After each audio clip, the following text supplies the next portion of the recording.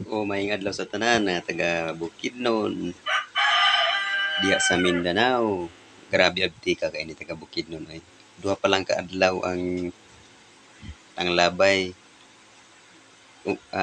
sukad adtong pagkuyog ni Pangulong Duterte sa Netherlands. Naay usa ka grupo nilibot gilibot nila yung 22 ka lungsod sa Bukidnon.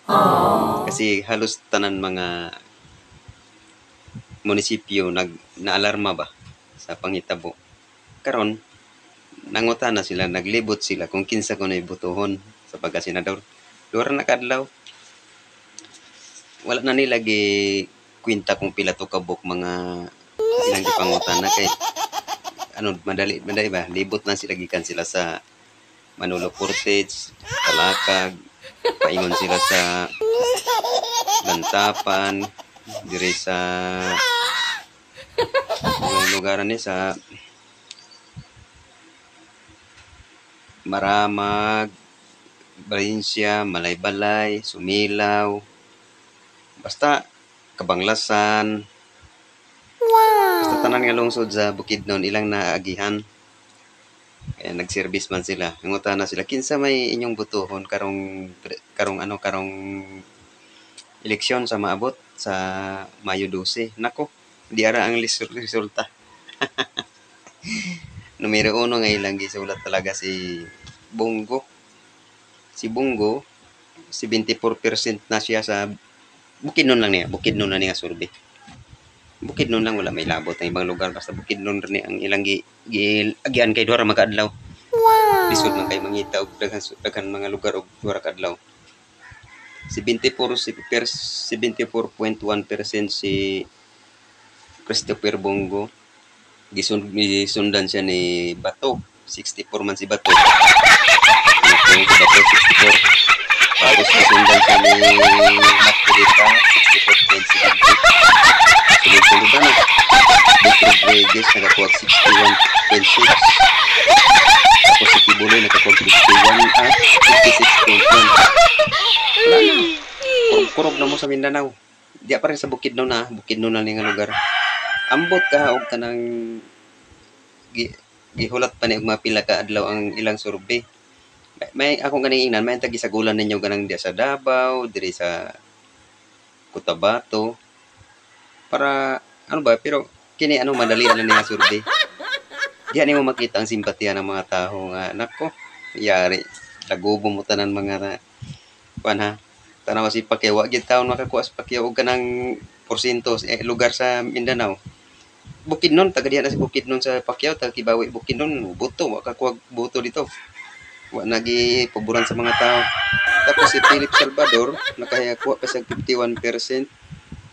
Tapos si Hinlo, isa man ang Hinlo na ni, nakakuha 46% si Hinlo. Si Lambino, 43% Lambino.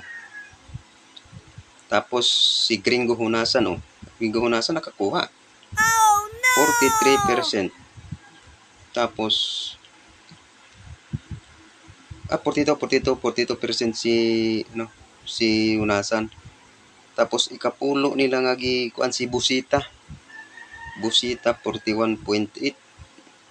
Tapos si Bundok 39%. Tapos Mata 37. Ang pang 13 nila 35.4 kay Tano. Tapos pang 14 nila 29.6 Binay. Mo na ilang gipili dito sa Bukidnon. O si Pacquiao wala nga ni diri sa pang 20 wala nakabot ang pangalan. Mo na ni karon tan-aw na to karon. Mo na nga daghan kay nag-ingon nga basig sunod na adlaw nanay mga gikan dito sa alyansa nga manghawa dito ba. Pareho sa mga pulis nga uban nga nag-resign na.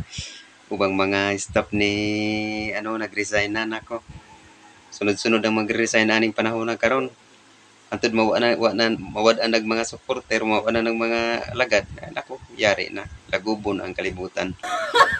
Kaya sa gibuhat nila, sila'y sila'y magmahay ana, wala na ilang kandidato nga mga number 1, number 2, di wala na sila kakuha og kanang islat sa top 12 sa ilang senador. Langaw adto mong Mindanao ug kanang Bisaya. Langaw ang inyong at ang modungog sa inyong istorya, mga langaw, lamok, ipis, butiki. Mo na nay modungog sa inyo ha. Wa may mo adto sa inyo. Mo kabudol de etro. Salamat sa mga taga-Bukidnon. Ako sa Bukidnon. Makin pa sa pinya ba? Mo na. Dito mo pa ilot. Diretso ang boto na to. Usari atong botohon. Katong atong tatay ra. Salamat kayo sa tanan mga taga Mindanao. Salamat. Mabuhay mong tanan.